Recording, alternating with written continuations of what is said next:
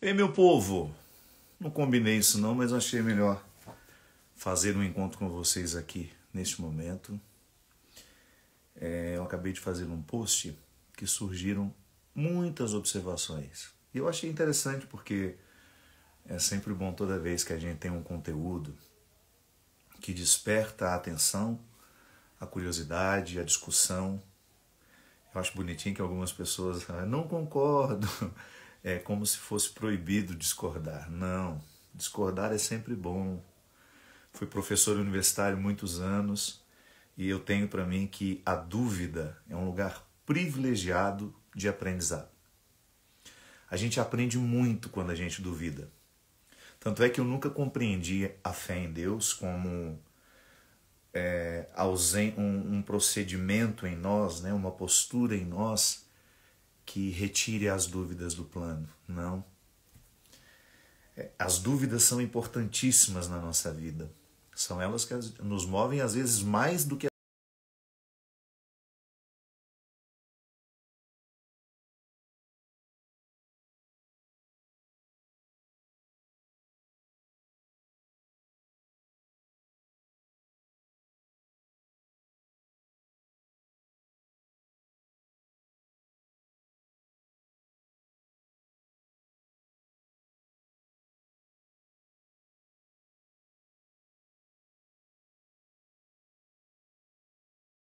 gente. Primeira coisa que a gente precisa distinguir que ofensa é muito diferente de calúnia.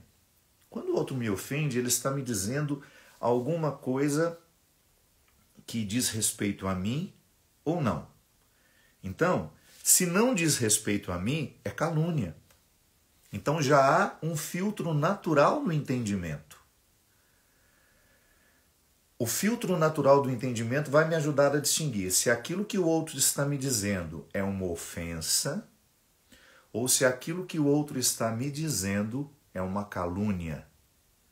Se o outro está me caluniando, é diferente, ele não está me ofendendo. Ele pode até ter uma carga de ofensa, mas o que ele está fazendo é mais grave. Aqui eu me refiro que sim, nós temos uma dificuldade enorme de reconhecer aquilo que em nós é frágil. É muito difícil. Eu tenho dificuldade de reconhecer os meus defeitos.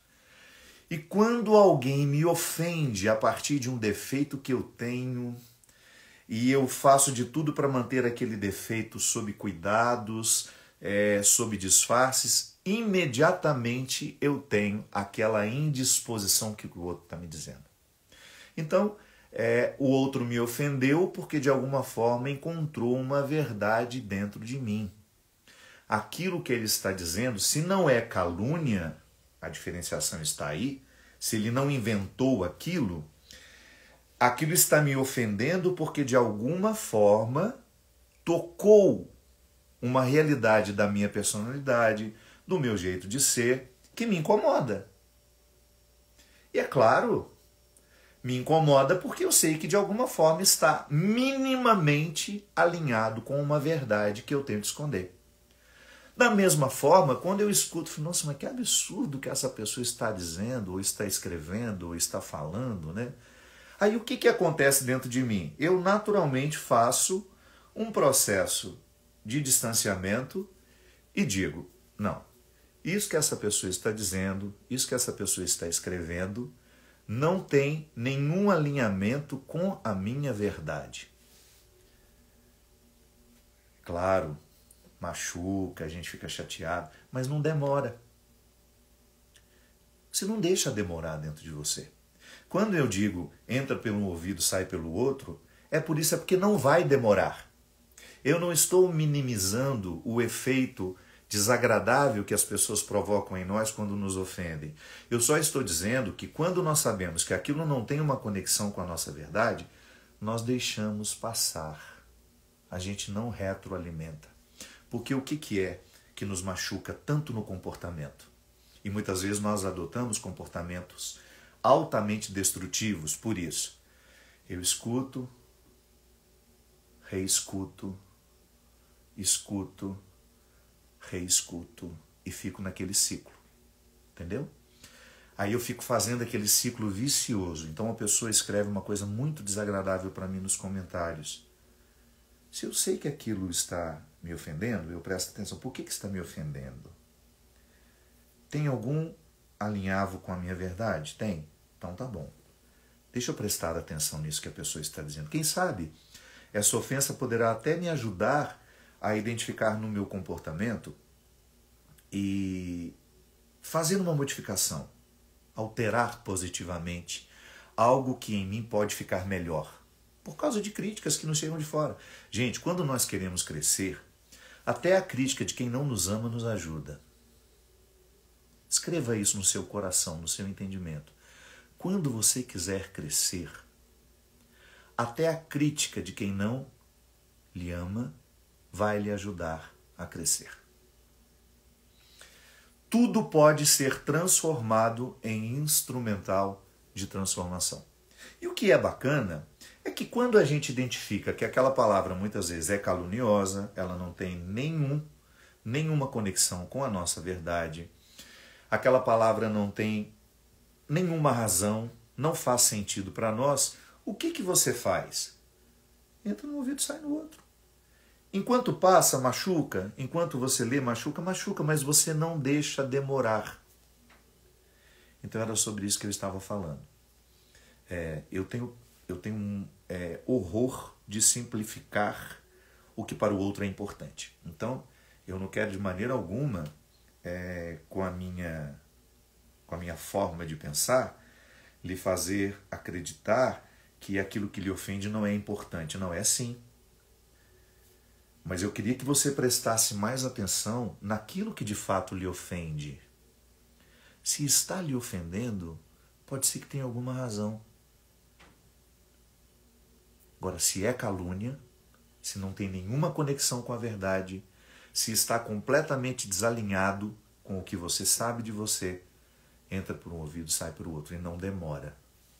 Não pode demorar porque é um exercício de amor próprio. A gente precisa se amar muito. O ciclo do auto-amor, ele é muito difícil de ser vivenciado, de ser experimentado, porque nós temos com muita frequência um autodesprezo. A gente entra em experiências de autodesprezo que são absolutamente nocivas para nós. A gente tem muita dificuldade de administrar os nossos insucessos, os nossos fracassos, dos mínimos aos mais volumosos. De repente você não conseguiu ser como você gostaria de ser, de repente você não fez o que você gostaria de ter feito. Desde as escolhas mais elementares, minha gente, aquilo que na filosofia a gente chama de acidental, né? Que não tem nada a ver com a essência ainda, é só acidental, está ali beirando. A gente faz escolhas acidentais o tempo todo, a roupa que a gente vai vestir, o lugar que a gente vai comer. Mas existem escolhas que são essenciais, que são aquelas que modificam na sua estrutura, que modificam quem você é. Então, o que é interessante? A experiência de você perceber que no seu dia a dia, manter o amor próprio significa você se reconciliar com as escolhas acidentais infelizes que você fez. E dependendo da escolha acidental, ela repercute na essência. Sim. Você acidentalmente escolheu um namorado, por exemplo. Você tinha 1 milhão de homens para escolher. Sim, porque você é uma mulher que tem muita possibilidade. Aí você escolhe aquele cara. Aí você escolheu aquele cara, foi acidental. No primeiro momento é acidental. Por que é acidental? Porque poderia ser outro. Não é uma realidade que você não pode substituir. Aí a convivência com aquela pessoa, que num primeiro momento foi acidental, vai se aprofundando, aprofundando, e de repente aquilo se transformou numa relação essencial, porque passou a modificar as estruturas mais profundas da sua personalidade. A pessoa que era acidental passou a ficar na essência com você. E aí, às vezes, essas pessoas podem ser terríveis na nossa vida. Elas podem nos estragar, elas podem nos retirar do eixo da nossa verdade, elas podem nos expoliar, elas podem nos machucar, elas podem nos estragar emocionalmente, aí aquilo que foi acidental no primeiro momento, depois repercutiu essencialmente. Então é por isso, o tempo todo, nós estamos fazendo experiências, escolhas acidentais, com as quais nos frustramos. A gente se frustra muito numa experiência acidental, depois essa frustração joga, né, consequências na nossa essência, na nossa verdade. Então a gente vai minando muito a estrutura do auto-amor. É o amor próprio que nos protege de tudo, inclusive dessa história de ficarmos ofensíveis ou não. Quando eu me amo, quando você se ama, quando você tem um respeito por você, toda vez que você for caluniado, é difícil? Eu não estou falando de uma postura fácil. O que você vai tentar fazer? Não prestar atenção na calúnia, não gastar energia com a calúnia, não gastar tempo com os caluniadores. É a mesma coisa que você cair no asfalto, ralar a sua mão, e quando começar a cicatrizar, você vai, rala de novo. Isso é cultivar a ofensa. Isso é cultivar a calúnia. Isso é fortalecer o caluniador dentro de nós, ou a energia negativa que alguém nos ofereceu numa bandeja. Quem decide em não guardar isso? É o soldado do auto-amor. A guardiã do auto-amor. Vamos usar uma linguagem feminina para vocês, uma vez que o meu Instagram aqui, eu acho que 70% é mulher. Graças a Deus, sou bem acompanhado pela mulherada. Então, a guardiã do seu auto-amor, é que vai fazer a triagem. Guarde isso, não guarde isso. Guarde aquilo, mas não guarde aquilo. É o amor próprio, essa instância. Vou inventar aqui, não sei se estou falando uma bobagem, estiverem presentes os psicólogos que queiram me corrigir, mas eu poderia dizer que o amor próprio é a instância emocional mais inteligente que nós podemos ter em nós. Será que estou errado em dizer isso? Pensar que o amor próprio é a instância mais inteligente em nós. É ela que vai fazer o discernimento de tudo aquilo que a gente vai guardar ou jogar fora. É interessante pensar assim, eu gosto de pensar assim. Se estiver errado, depois eu vou me corrigir com o tempo. Mas a instância do auto-amor como algo que está muito purificado, muito certo, é igual à consciência. Quando nós falamos de consciência, e eu sempre gosto de dizer que Deus nos fala pela consciência, por quê? Porque a consciência é o lugar que em nós é muito puro. Por que a gente não dorme com a consciência tranquila? Porque nós enchemos ela de impureza. Ela sabe tudo que a gente faz de errado. Quando nós não estamos com a consciência purificada, a gente não dorme, a gente fica muito mal, a gente fica incomodado com o que tomou de decisão, ou que falou, que agiu. Então o que é interessante? Eu pensar que a minha consciência é o lugar do meu amor próprio. E é o amor próprio que nos protege. Você está sendo invadido o tempo todo. Eu não tenho medo de ar. Tenho certeza que você está sendo invadido o tempo todo por pessoas que têm respeito por você e que invadem com coisas boas, porque ser invadido não é de todo ruim, né? Eu sou invadido por pessoas boas, eu sou escancarado por pessoas boas, que trazem energia positiva, que me trazem boas palavras, que me trazem boas propostas, que me trazem boas ações, bons fluidos. Ótimo! Mas nós também estamos sendo invadidos por pessoas que nos trazem muitos fardos, muitos pesos, muitas situações desagradáveis. E é aqui que a gente vai fazer a triagem. O que a gente vai escolher guardar de tudo isso que é invasão na nossa vida? Invasões positivas, invasões negativas.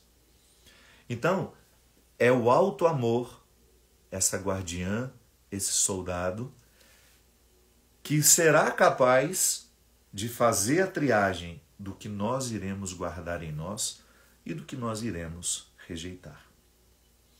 Então, se lhe ofende Preste atenção, por que está lhe ofendendo?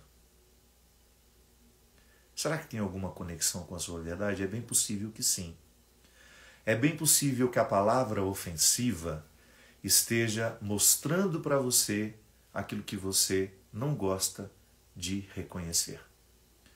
E você se sente assustado quando alguém disse, porque de alguma forma está tornando público aquilo que você gostaria que ficasse eternamente nos bastidores. Quando é calúnia, não. Não há nenhuma conexão com a verdade. Então, entra por aqui, sai por aqui. E não volta mais. É difícil? É. É muito difícil. Eu estou tecendo amor, Geórgia, muita maturidade para chegar nesse ponto. Sim.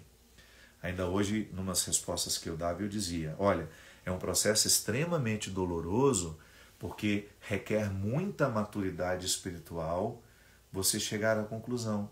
O outro está me ofendendo porque ele tem razão. E eu não gosto de me reconhecer assim, mas ele tem razão.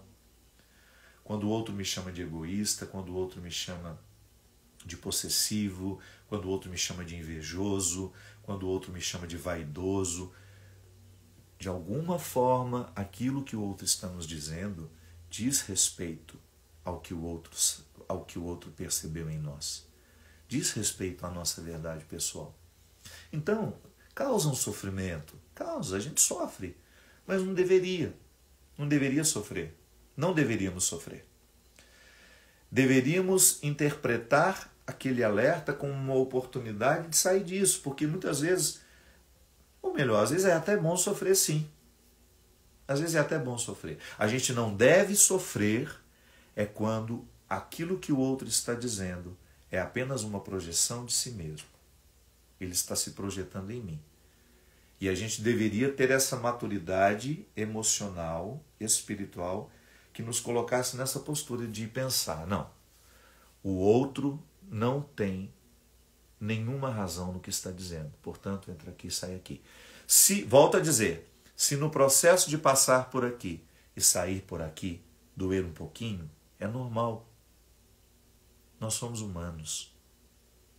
As palavras nos sangram com a mesma intensidade com que um punhal pode sangrar um corpo. Sangram as nossas sensibilidades. Sangram aquilo que em nós é frágil. Então, não é nenhum problema você perceber que sangrou, que doeu ouvir aquilo que você ouviu, que doeu ler aquilo que você leu. Só que faça o exercício de racionalizar isso. Aquilo que o outro escreveu não é a sua verdade. Aquilo que o outro disse não é a sua verdade. Então, se o outro está dizendo, se o outro está escrevendo, é uma impressão que ele tem e que não deveria lhe incomodar tanto, porque você sabe que a sua verdade pertence a você. E você já está devidamente esclarecida de que aquilo que ele está caluniando você não corresponde ao que você sabe. Em última instância, minha gente, vale aquela regra. Os outros nos imaginam. Nós sabemos quem nós somos. E entre ficar com aquilo que o outro acha e Deus sabe, entre aquilo que Deus sabe a nosso respeito, eu não tenho dúvida de que vale muito mais a pena ficar com aquilo que Deus sabe de cada um de nós. Portanto, mantenhamos a nossa perseverança,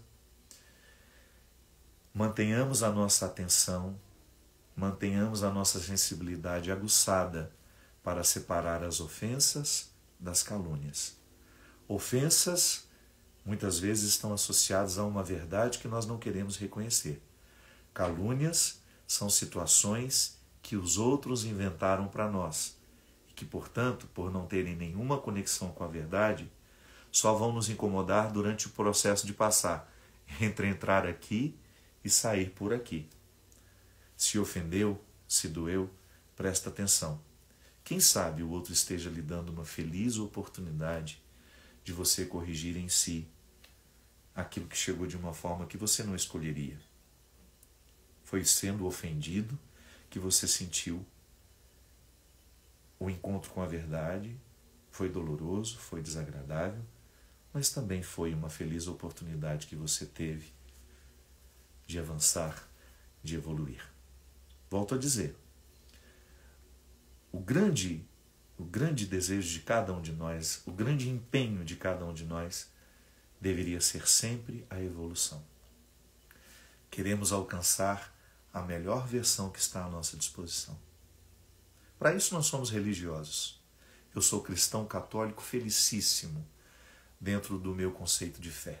O cristianismo fez sentido para mim. Não sei qual é a sua religião, mas eu sei que a sua religião tem instrumentais para lhe ajudar a chegar ao melhor de si mesmo. Ao melhor de si mesmo, ao melhor de si mesma. É o que Deus quer de nós. Seja qual for a religião, o que nós precisamos entender é que ela precisará ser para nós um lugar, uma oportunidade para chegar ao melhor de nós. Eu, como cristão, digo, todos os encontros de Jesus foram assim. Foram para promover o melhor das pessoas que ele encontrava. Então, ainda que chegue por meio de uma ofensa, presta atenção. Antes de ficar bravinho, antes de recusar, não. Presta atenção. Às vezes aquele que nos ofende está nos fazendo um favor em nos colocar diante de uma verdade que talvez a gente tenha negado tanto. Agora, se o outro lhe caluniou, passou aqui, saiu aqui, e só doeu o tempo que ficou, porque você é inteligente, você é sábia, você é sábio, inteligente, e não fará questão de ficar remoendo o que não é verdade sobre você. Obrigado, foi bom o nosso encontro, não estava programado, eu vim aqui com o desejo de dar uma palavrinha sobre o post.